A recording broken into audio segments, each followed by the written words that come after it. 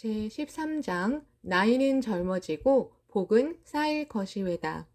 이 장을 읽기 전에 니치렌 대성인은 나이는 젊어지고 복은 쌓일 것이외다. 어서 1135쪽라고 문화를 격려하셨습니다. 누구나 나이가 들면서 늙기 마련입니다. 하지만 연륜이 쌓일수록 더욱더 젊게 생명을 빛내고 복덕을 풍족히 쌓으면서 서로 격려하고 함께 인간혁명하는 승리의 인생을 장식한다. 이것이 묘법을 수지하는 창가 가족의 인생 여행입니다. 이키다 선생님은 오랜 세월 신심에 힘쓴 아버지가 치매에 걸리자 당혹스러워하면서도 열심히 분투하는 어느 가족을 따뜻하게 위로하고 세심하게 격려하셨습니다. 걱정할 필요 없습니다. 비록 뇌에 새겨진 기억이 사라졌다고 해도 생명에 새겨진 복덕은 사라지지 않습니다. 광선유포를 위해 힘쓴 공로는 영원히 사라지지 않습니다.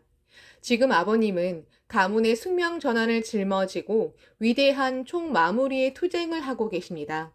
그렇게 받아들이고 아버님을 위해 제목을 부르고 따뜻하게 보살펴주기 바랍니다. 어째서 이런 일이 하고 괴로워하거나 체면에 신경 쓸 필요는 없습니다. 아버님은 지금 어떤 면에서 즐거운 꿈을 꾸고 계실지도 모릅니다. 지금까지 많은 사람을 보살폈기 때문에 지금은 모든 사람이 아버님을 보살피고 있습니다. 굉장한 경애입니다. 가족들은 고생이 많겠지만 반드시 변도위약할 수 있습니다. 그것이 모두에게 격려가 됩니다. 어떤 일이 있어도 가족과 함께, 동지와 함께 유유하고 당당하게 꿋꿋이 살아가야 합니다. 이것이 신심입니다. 풍요로운 제3의 청춘을 일반적으로 수학기 등을 제1의 인생이라고 하고 자립해서 한창 일할 시기를 제2의 인생이라고 합니다. 그리고 그 시기를 마치고 인생을 마무리하는 시기를 제3의 인생이라고 봅니다. 이 제3의 인생을 어떻게 풍요롭게 살아가는가? 이케다 선생님의 지도에는 그러기 위한 중요한 지침이 아로 새겨져 있습니다. 불교는 생로병사의 해결을 주안점으로 삼습니다. 그러나 니치렌 대성인 불법의 진수는 그 사고를 극복하는 데만 있지 않습니다. 어서의 사면이란 생로병사이며 사상을 가지고 우리들의 일신의 탑을 장엄하느니라. 어서 740쪽라고 있듯이 불법은 사고 그 자체가 일신의 탑, 다시 말해 생명의 보탑을 장엄하게 장식하는 보석으로 변한다고 한층 깊게 설하고 있습니다. 우자에게 노년은 겨울이다. 현자에게 노년은 황금기이다 라는 말도 있습니다. 모든 것은 자신의 마음을 어떤 방향으로 향하게 하는가에 달려 있습니다. 늙음을 단순히 죽음에 이르기까지의 쇠하는 시기라고 보는가 아니면 인생의 완성을 향한 총마무리의 때로 파악하는가 늙음을 인생의 내리막길로 보는가 상승 곡선으로 보는가 같은 시간을 보내도 인생의 풍부함은 천지 차이입니다. 제3의 인생을 제3의 청춘으로 하기 바랍니다. 청춘은 나이가 들면서 사라지는 것이 아닙니다. 자신이 어떻게 생각하는가입니다. 몇 살이 되어도 적극적으로 도전하는 마음이 있는 한 더욱더 깊이를 더하며 어떤 사람은 황금으로 어떤 사람은 그을린 은색으로 빛을 내가는 법입니다. 널리 제3의 인생의 중요 과제를 말하자면 얼마나 최후의 최후까지 자기다운 삶을 관철하고 주위에 전부 보여줄 수 있는가라는 것입니다. 죽은 사람의 기억이나 추억, 삶의 규범이 남은 사람들을 크게 감싸준다고도 할 수 있겠지요. 제3의 인생으로 주위에 무엇을 주고 남기는가, 그것은 재산이나 명예나 지위 등의 일체를 벗겨낸 다음 생사를 초월하여 엄연하게 남아있는 인간으로서의 삶 밖에 없습니다. 어서의 타인을 위해서 불을 밝히면 자신의 앞도 밝게 된다. 어서 1598쪽 취의라고 있는데 고령사회에서는 타인을 위해서 불을 밝힌다는 마음이 중요합니다. 그것이 결국은 자신도 비추는 것입니다. 불법은 모두 은혜 있는 중생이므로 모두 부처가 되라고 생각해야 하느니라. 어서 1527쪽라고 가르칩니다. 인간을 소중히 한다. 여기에 장수 사회의 급소가 있습니다. 중요한 것은 살아있는 동안 얼마만큼 생명의 질을 높일 수 있느냐입니다. 단순히 오래 사는 것만이 장수는 아닙니다. 예를 들어 단명으로 끝나도 충실한 삶을 살았다면 그 사람은 보람 있는 인생을 살아간 만큼 장수라고 할 수 있겠지요. 중요한 것은 오늘 하루를 광포의 전진과 함께 후회 없이 끝까지 사는 것입니다. 몇 살이 되어도 살아가는 목표를 가슴에 찬연히 빛내가는 것입니다. 그 하루하루를 쌓아 올리는 방법 외에는 없습니다. 자행화타의 수행에 면려하며 남묘 후린개교라고 끝까지 부른 추억은 3세 영원합니다. 가령 치매에 걸려도 지워지지 않습니다. 엄연히 혼의 일기장에 새겨져 있는 것입니다. 인생 최고의 영예는 학회 활동입니다. 다른 사람을 위해서 기원하고 움직이는 것으로 자신도 행복하게 됩니다. 이만큼 가치 있는 인생은 없습니다. 어서해도 모름지기 마음을 하나로 하여 남묘 후린개교라고 나도 부르고 타인에게도 권하는 일만이 금생 인계의 추억이 되느니라. 어서 467쪽라고 쓰여 있습니다. 그러므로 아무런 걱정도 필요 없습니다. 신앙으로 쌓아둔 복덕은 늙지 않습니다.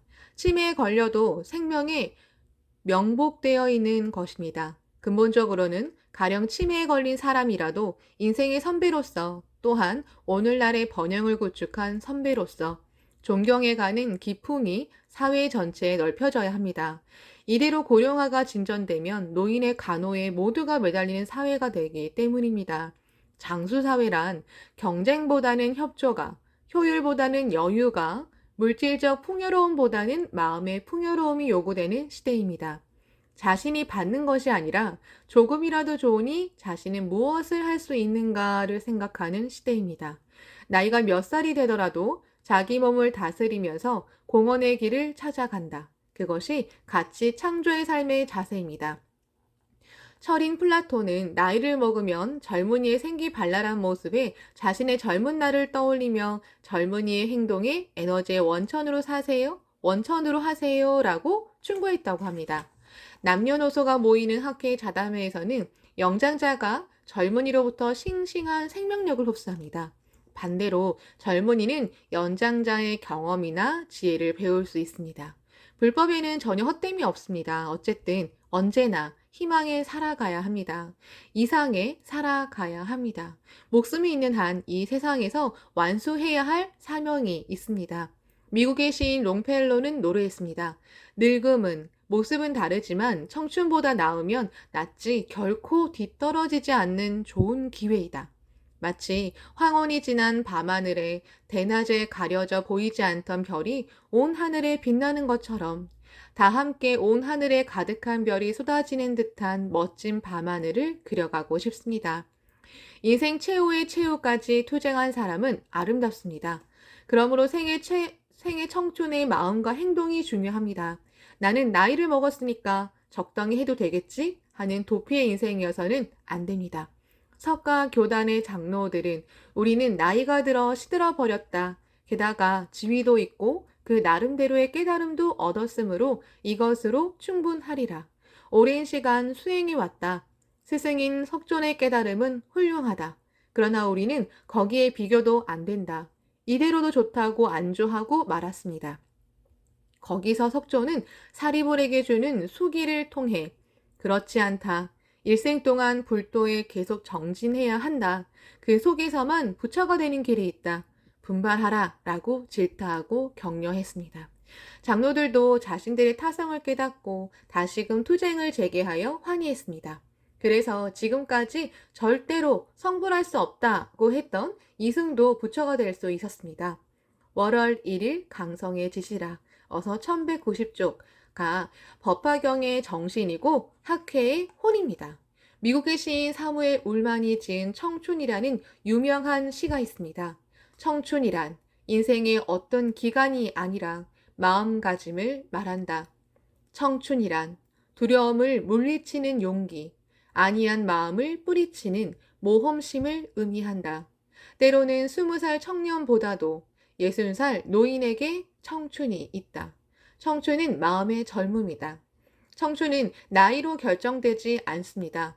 광선유포를 향한 불타오르는 정열이 있는 한 90살이라도 청춘입니다.